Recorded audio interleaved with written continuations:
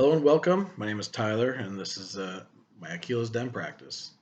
So, I wanted to touch on something that's been kind of a theme lately in my conversations that I've been having with others.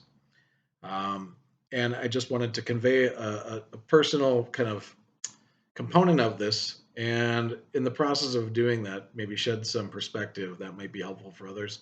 And if folks are seeking resources or support, in relationship to what I'm about to share, that's really what this is about. Akila's Den is wellness support and resourcing, consulting, and really focused on men's wellness, people doing service work, and that can cover a full, we'll talk a little bit about that right now, but that can cover a pretty broad spectrum. Consulting for those who are doing service work, as well as just paying attention to wellness and being mindful, as you move through your life, move through the world, just bringing some attention and focus to that. So, what I wanted to share and talk about today, though, was that these very specific things have been coming up. Um, and I'm not going to go into all the details, but the emerging theme is that there are people doing a certain type of work that I think the rest of us might misinterpret, misunderstand, or not appreciate. And I have a personal connection to it on a couple of different levels. But this is people who are in emergency response work, so firefighters, EMTs, first responders, law enforcement, those who are crisis response, to natural disasters, things like that. But I wanted to pay specific attention to those who are firemen, EMTs, and first responders. And my personal story about this is that growing up, I kind of had this challenging dynamic. My dad, I grew up in a small town in eastern Wisconsin. And if you've not been to eastern Wisconsin, it's a lot of small towns, a lot of factories, a lot of industry. And yeah, they're interesting little communities. But the fire departments are a volunteer, it's a Midwest volunteer fire departments. Um, and they're really active, they're really engaged, and they usually have some a pretty solid commitment from the community. So, growing up, my dad was a firefighter. When I was very little, he became the assistant fire chief, and then when I was a little bit older, he became the fire chief, and he was the fire chief for quite a while.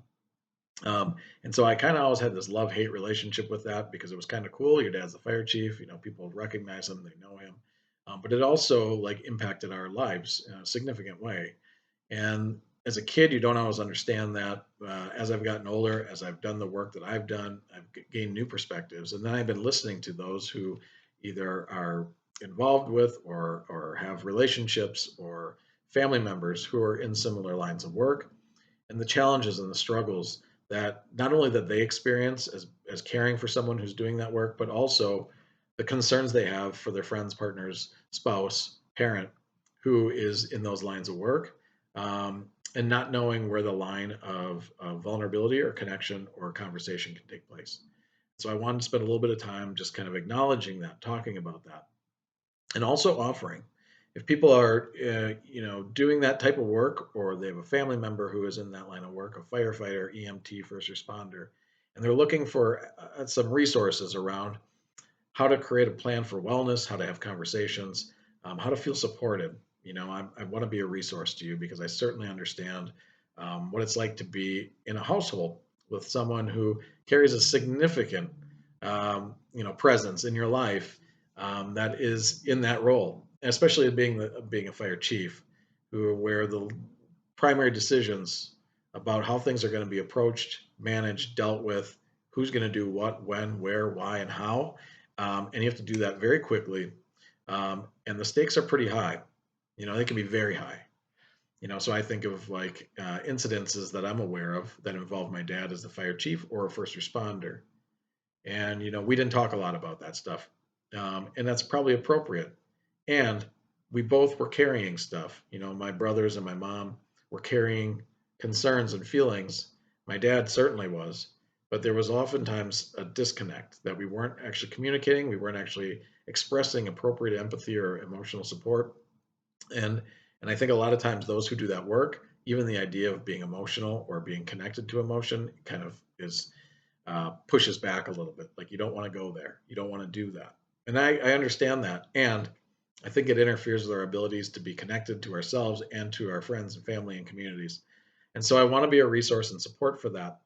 And so as I was sharing, my dad being a fire chief in a small town with a lot of factories, um, the the things that we couldn't express usually was in regards to safety, security, and the fears that we had. When we heard the fire alarms go off, it became a normalized thing. You didn't really respond to it. Um, but those that know me, I have a huge amount of anxiety, a huge amount of anxiety. I had massive panic attacks when I was a kid, when I was a teenager specifically.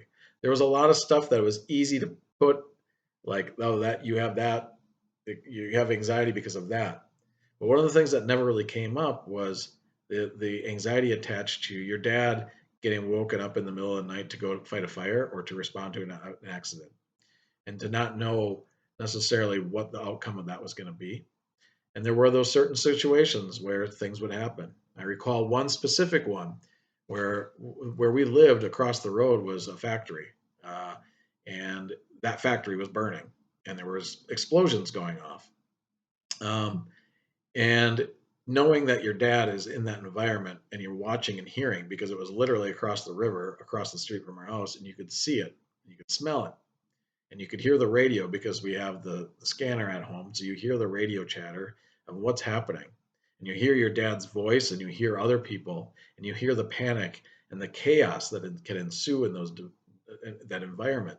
And as a kid, it became part of the background noise. You stop paying attention to it. Um, and then, hopefully your dad comes home or your mom comes home or your whoever, your partner. But there were a couple of situations where, it was concerning. And so that the pressure of being on this side of it was felt and known, but often like suppressed. And then I was thinking about it from the perspective of my dad or others who are doing that type of work.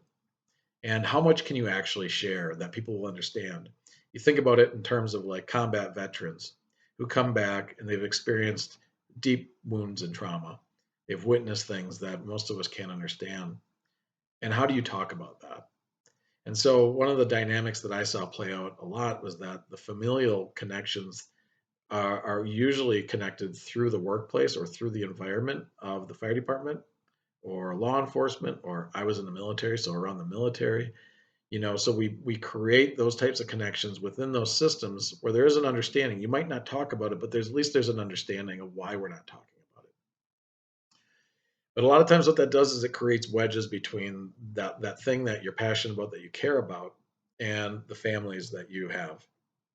And trying to make sense and trying to negotiate that is extremely hard when you don't have support or guidance on how to do that. And now I don't assume that I have all the answers, but I certainly have enough experience to know how to engage the conversations and how to provide a level of support and validation for what those experiences might look like. I can go on and on about my experiences with my dad, and the lack of sharing, but I know certain aspects of things that he saw, witnessed, and dealt with that I wouldn't expect him to share with me or to anybody really, because they're personal, and they could be scary to get into. And so that's not what this is about. It's not reliving. It's not that's therapy. That's not what this is. What I want to do is just try to be have plans, be proactive, be preventative, and begin to help people come to terms or come to grips with how they might negotiate their lives in all the different spheres of influence that they have, and all the different meaningful relationships that they carry, and still perform at a high rate when they're called upon. And so that's what I wanted to express. That's what I wanted to talk about. And again, I'm hopeful that those who are doing that type of work, um, or those who have loved ones who are doing that type of work, who are struggling because it's hard work and it's hard to know what to do with all the energy that comes from that.